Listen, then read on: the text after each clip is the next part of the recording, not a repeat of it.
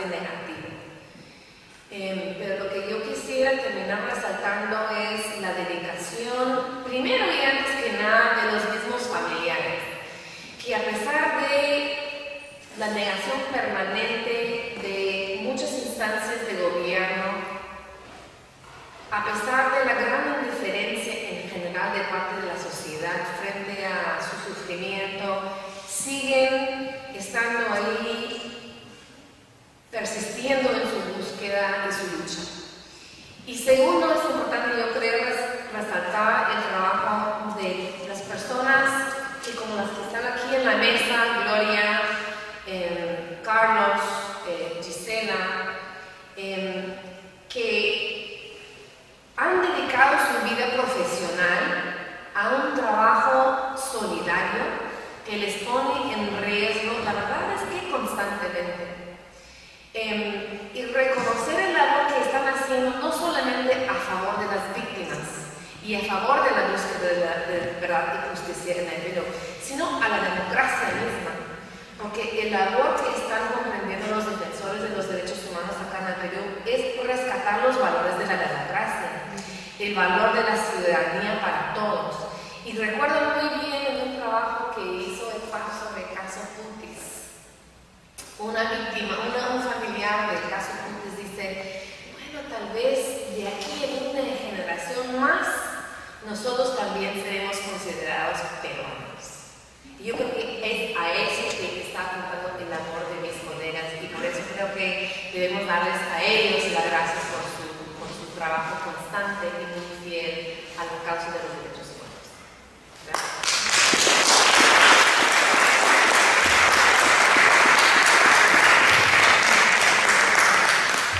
Gracias, María. Nos sumamos a este reconocimiento a las y los defensores de derechos humanos en el Perú y que nos acompañan esta noche. Vamos a dar paso rápidamente a las preguntas. ¿Si hay alguna?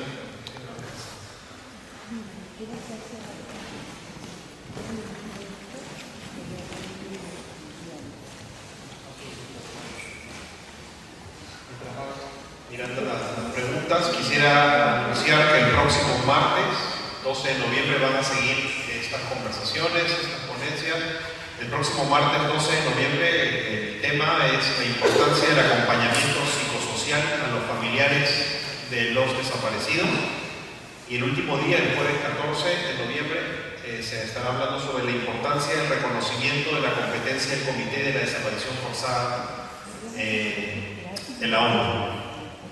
Nos acompañarán otras personalidades y esperamos también que ustedes se sumen a la campaña Abre los ojos por los desaparecidos que está llevando a cabo Amnistía Internacional, también sumando esfuerzos como otras organizaciones en torno hacia el plan de búsqueda, en fin, tantas iniciativas que se dan para lograr justicia para las víctimas de desaparición forzada.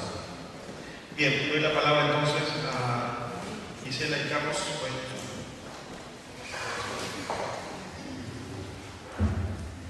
La pregunta que me han hecho, la pregunta es, ¿cuál es el proceso para encontrar ahora actualmente a una persona desaparecida y si existe algún programa de la Defensoría?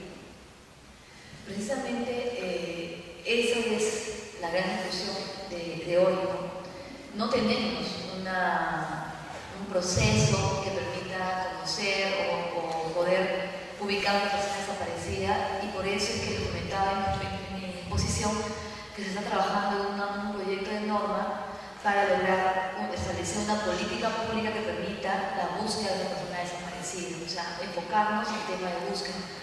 Eso no quita que también se continúen con los temas de la justicia y los procesos, y así como la regularización. Por eso les decía, sería bueno que dentro de esta norma se pueda contemplar todo lo que implica la situación de personas desaparecidas, su búsqueda, derivado a la justicia cuando haya una evidencia, y regularizarlo sin necesidad de los trámites, sino que sea una tarea directamente del Estado, que es lo que propone la Defensoría. En la Asunción de mi cargo tenemos justamente un trabajo permanente en ese tema, y específicamente a la Defensoría lo que se nos ha encargado por ley, la ley 28.413, es entregar unas constancias a aquellas personas persona que solicita, ¿no? Que se pueda identificar a esa persona como una persona desaparecida. Y para esto esta ley lo que nos exige es verificar que efectivamente desapareció en el contexto de violencia, que continúa en esa situación. Pero esta constancia solo les permite que esta persona inicie un proceso judicial para que judicialmente se le reconozca como desaparecida. No es para que pueda obtener una reparación, ¿no? Solamente lo que crea la Defensoría es una constancia que permite señalar que la persona está desaparecida y luego es un listo para el proceso judicial. Eso lo seguimos haciendo. Esta ley, hay que resaltarlo, se dio antes, porque también es parte del desorden que está actualmente, se dio antes que se cree el registro único de víctimas. Entonces, actualmente, en realidad la Defensoría no tiene casi pedido de este tipo. Este año hemos recibido solamente un pedido, porque al inicio, cuando empezó eso, en el año 2004, recibíamos, en el mejor de los casos, hasta 800 o 1000 pedidos en un año. Pero en ese momento era porque las personas todavía no existía el registro único de víctimas y estas constancias les permitían poder acceder a algún beneficio a los familiares, ¿no? Era como una especie de reconocimiento que era del Estado. Entonces ellos accedían a la educación o a algún tipo de beneficio, incluso salud. Desde que se dio la ley de reparaciones en el año 2005, 2006, 2007 más o menos, ya las personas han optado más bien por irse al Consejo de Reparaciones, porque como les digo, las dos instancias acreditamos, pero con diferentes requisitos y trámites que demoran. Entonces ahora las personas generalmente optan por el Consejo de Reparaciones. Sin embargo, nosotros mantenemos nuestra labor. También existe una propuesta, ¿no?, para que se pueda modificar ese procedimiento y sea parte ya de esta ley política nacional de búsqueda para los desaparecidos.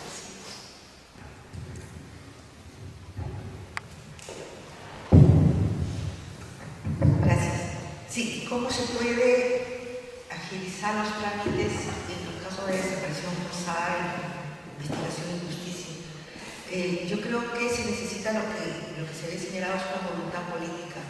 Hay una voluntad tanto del Ministerio Público como voluntad del Poder Judicial de poder realizar acciones tendientes a cortar los tiempos.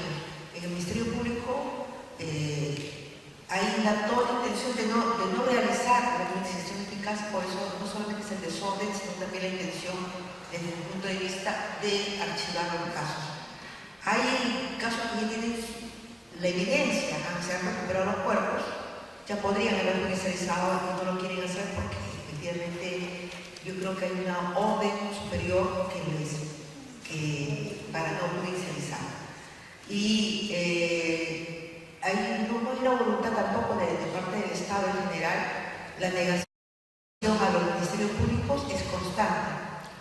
Información que ellos dicen que ha sido incinerada, que ha sido quemada, que no la tienen y que por lo tanto los fiscales usan este pretexto para decir, bueno, entonces yo no tengo la información, efectivamente esta persona desapareció, pero no sé quién estaba en tal base militar. Y eso no es cierto, porque hay documentos, existen documentos en el archivo central del Ejército, que es en el caso de la zona de Ayacucho, y que podrían ser recuperados. Nosotros la vez pasada exigimos a un fiscal que hiciera la intervención del archivo central del Ejército y que recuperara la documentación. Bueno, hemos presentado creo que meses y meses el escrito hasta que por fin dijo, bueno, dio una resolución enviando a su adjunto al archivo. Entonces le dijimos, sí, pero tienen que ir a pedir tales y tales documentos. Yo sé lo que pido.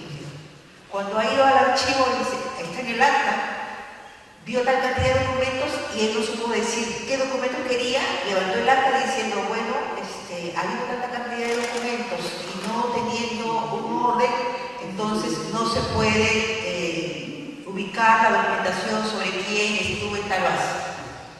Y se cerró el acta y se fue del archivo. Entonces, yo creo que un mínimo de criterio era llevar la documentación que ellos requerían.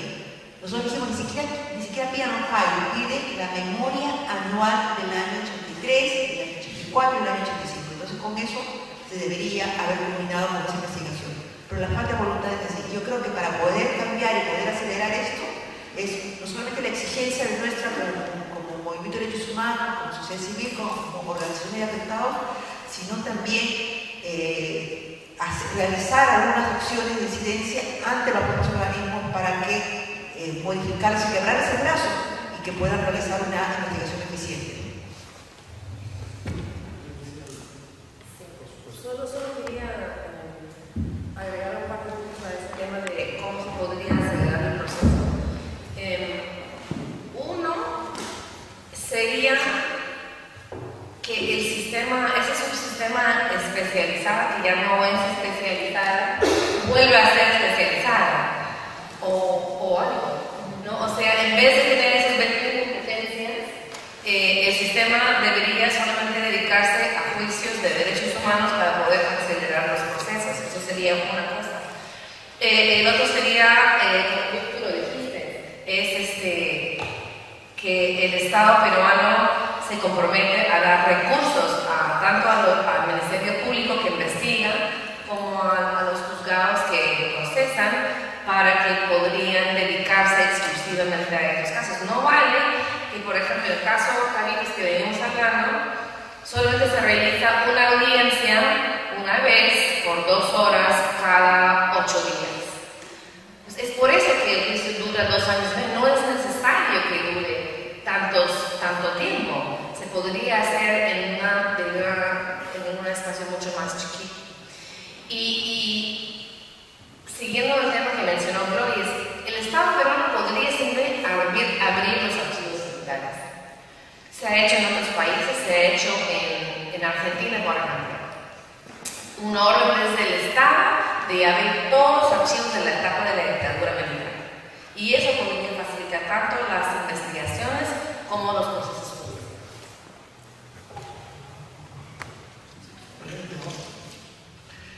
La pregunta que me plantea es más o menos parecida.